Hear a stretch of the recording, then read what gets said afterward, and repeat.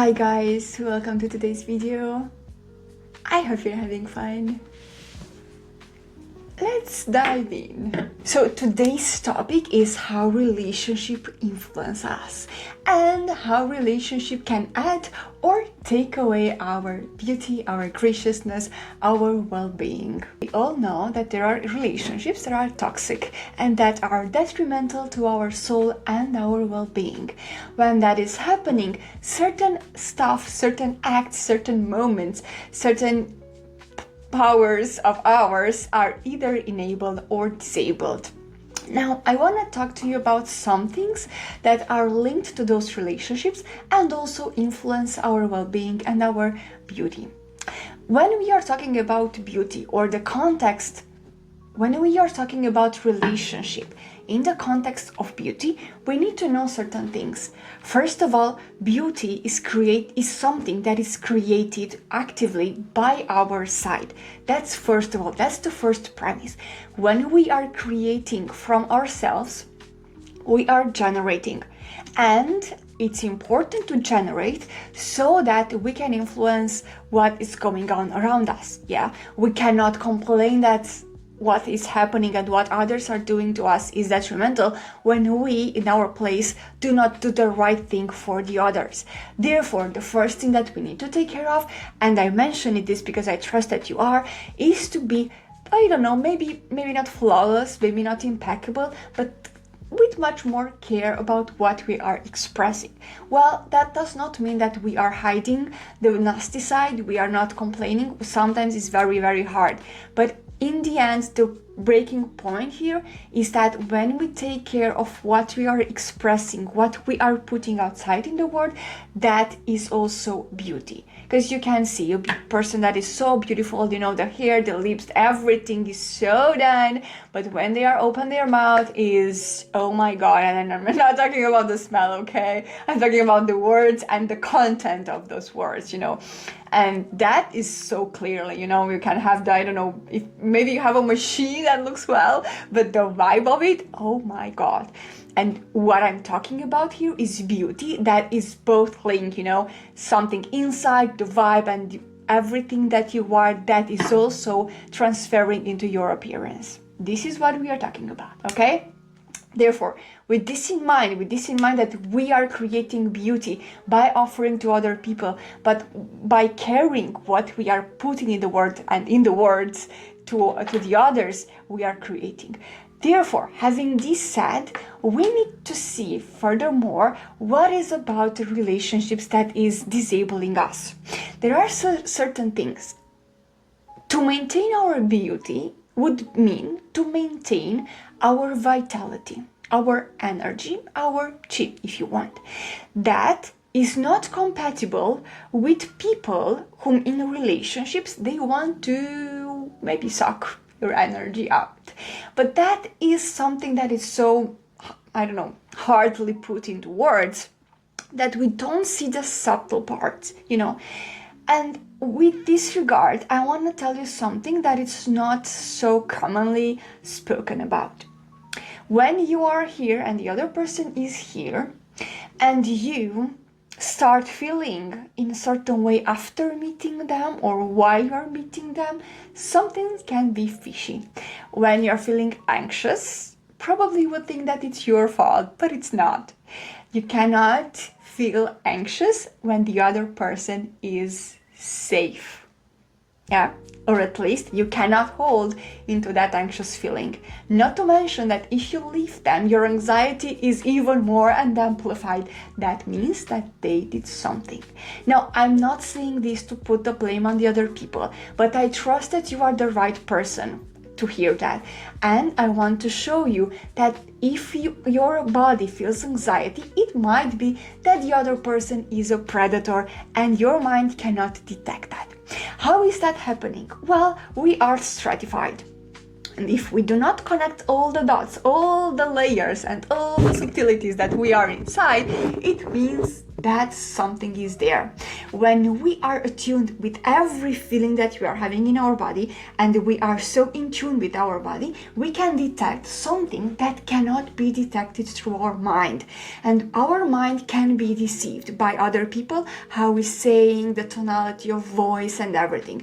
It's basically something, a very rudimentary kind of hypnosis, but it's not hypnosis, but it's on the same principles, Mind can be packed into doing stuff, into feeling stuff.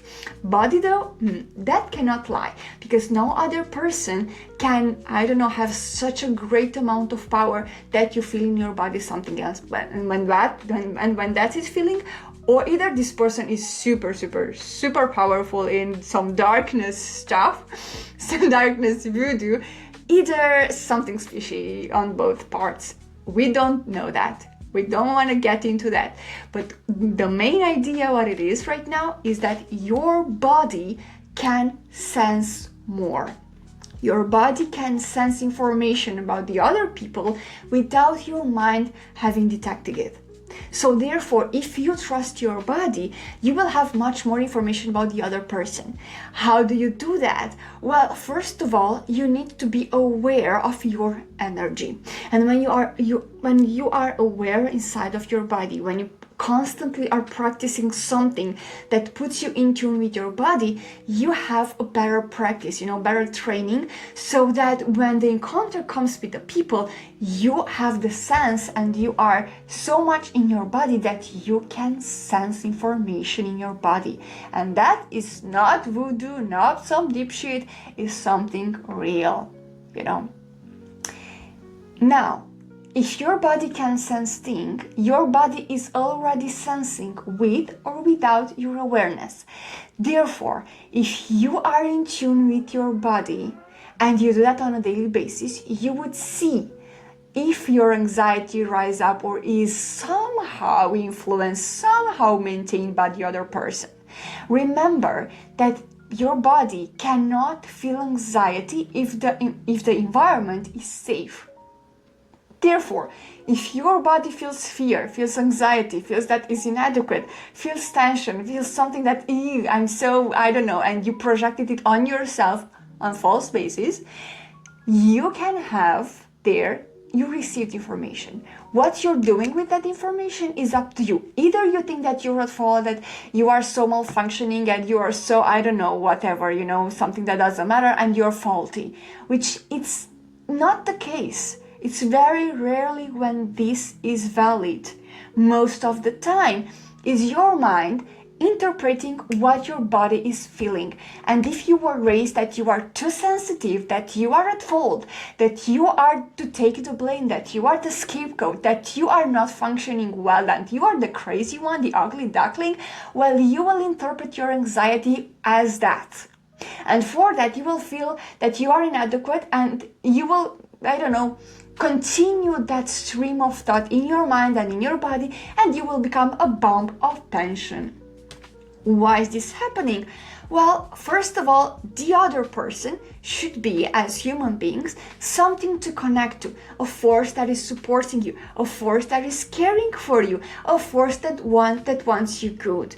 Therefore, in that part, you need to understand some things. If your anxiety, if your tension, if your mental talking with all the negative stream is increased and is not decreased in the presence of people, then something is going on with them also. A kind, sensitive person who is attuned to your needs will not let yourself do yourself harm with your own mind. And that is so important to take into consideration. Of course, when you are feeling that things in your body about that person, and you are interpreting that on the basis that you were told that you are less and not enough, when you will look in the mirror, when you go to the bathroom, you will feel like crap. Why? Because you cannot express something on your face, on your being, something that is not. You cannot express gracefulness and, with something that is so beautiful and majestic when you are under the pressure of your body in that presence and the pressure and the tension of your mind ruminating on that nasty stuff that you were raised with. And this is the story of the ugly duckling, the story of the person who is thinking about themselves that are not beautiful, that cannot be that beautiful, that they cannot achieve a certain level of, satisfaction and being content with their looks. Why? Because not looks is the problem. It's not the features of the body the problem. It never was. It's always the other people around us. It's the mental talk and it's the body. And it's the mental that cannot interpret the body the body signals in the right way.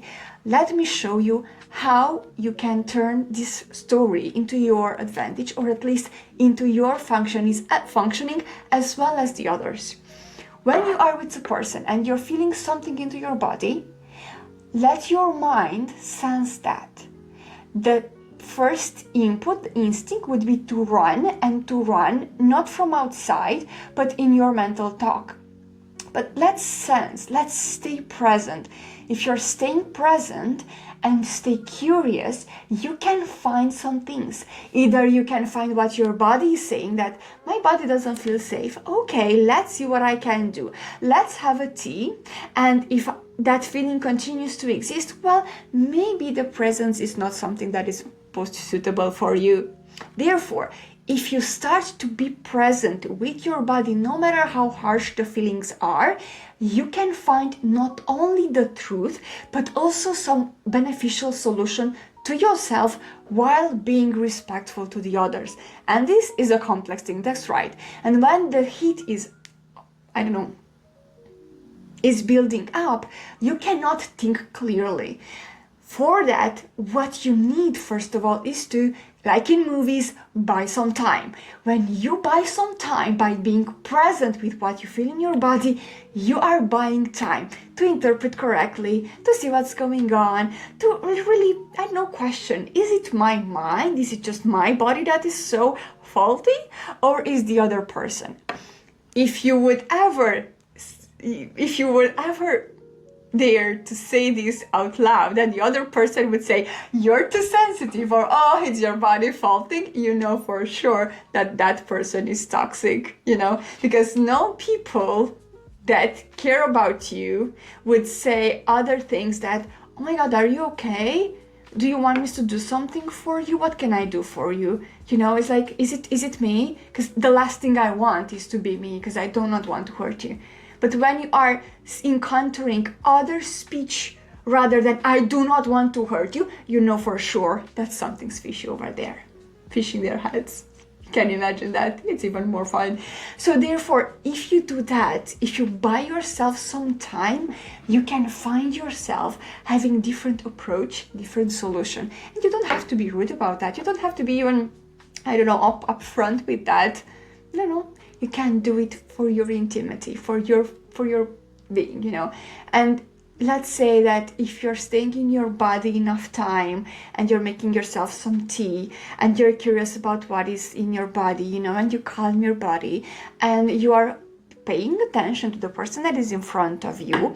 Let's say it was just a moment, or maybe the other person is toxic, but either way, if you are on that track, maybe not in that moment, but over time, when you will find yourself in a certain situation that is similar, and when you're buying some time, in that time, your looks will be different. Your body cannot look the same, as intense, So your body cannot look the same when you are under stress, like when you are relaxed and calm and feel safe and secure. Those are different opposing states. And sometimes you cannot feel it with your mind if your mind is like not in tune with the body, but you definitely have always the chance to create the journey through tension and through, inadequacy and others blaming you, into feeling calm and secure every single time. Because it's only that when you are so much in tune with your body and so much in tune to finding the right solution and finding the right people and enjoying the right people and lowering that self-talk that you think is correct, but it's not necessarily correct, you will find yourself that you will feel calmer. You have much more space inside your mind, and that space can be filled I don't know, with something slow movement, for example, with some time to breathe, for example, with time for tea and enjoy a conversation. And when you are slowing things down consciously, proactively, you will see that the rush in your mind also slows down, the adrenals also slow down, and your own biochemistry will be different. Now, a body is just a reflection, your beauty is just a reflection of what is going on inside. If you have your adrenals being pumped because you're not feeling safe, because the others are not safe, you cannot look that good, as in your eyes your standard is, But when you're starting to take the anxiety and take the situation into your own hands and breathe with it, stay with your body, you are practicing something that is in much more of an, esoteric approach and ecstatic approach. And from that point, you can really have an open door to think clearly, to be yourself, to, shine. And I can even feel in my body when I was talking about that ugly duckling scapegoat, energy, my whole body was like shrinked and I talked even, more agitated. But now when I'm focusing my mind just that, when I'm just talking about the other part, the other way, well, I feel like I'm much more like my spine is much more flexible, I feel like, I have some movement in my body and I can slow down because life is happening here in the end, You cannot experience and you cannot live life when you are identifying and you are living the drama of the ugly duckling, And this is a myth that should be broken away because no person, there's no person to be ugly by default, That would imply that the universe is ugly, that the God is ugly, that what, And when people are born, when we are all some tiny little babies, so majestic, even though we were so little, we could do so little things, yet we had that, joyous, that joyous thing, So that's sweet things. So in that regard, what we are doing, what's happening over the course of our lives is things that happen to us, like the bricks that are thrown to us, but also what we are doing with those bricks, if we start building ourselves, if we start literally taking life as it is, rough and maybe hard and maybe, so squarish, you take it and you create something out of it.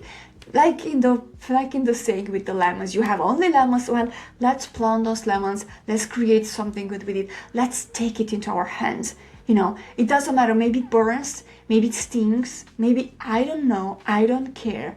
What is important is that we need to nurture that. We need to nurture what energy is available to us. And if our life is so damn shitty and we think that we have no energy, well, let's take care of that energy. Let's take care of that, a little flame that cannot, burn anymore. Let's take care of that as that if was ourselves.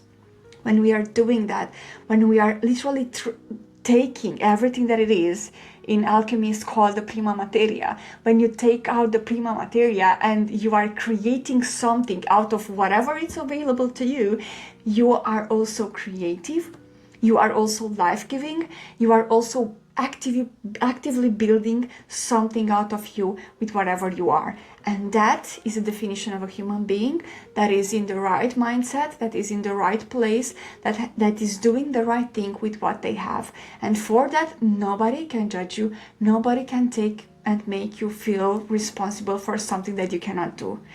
That is the thing. Take whatever is going on in your life, no matter that you feel the ugly duckling, no matter that what you feel, how you feel in relationships, no matter the kind of, or the amount of anxiety that you're living it, take it, nurture it into your body, nurture it, take it into your hands, see what you can do, see what you can make out of it, and based on that, you can create even more. This is my message for you today. Do that and you'll see that not only your vitality and your essence will be increased, but also your style, your well-being, and your beauty can shine again. Until next time, I wish you only the best.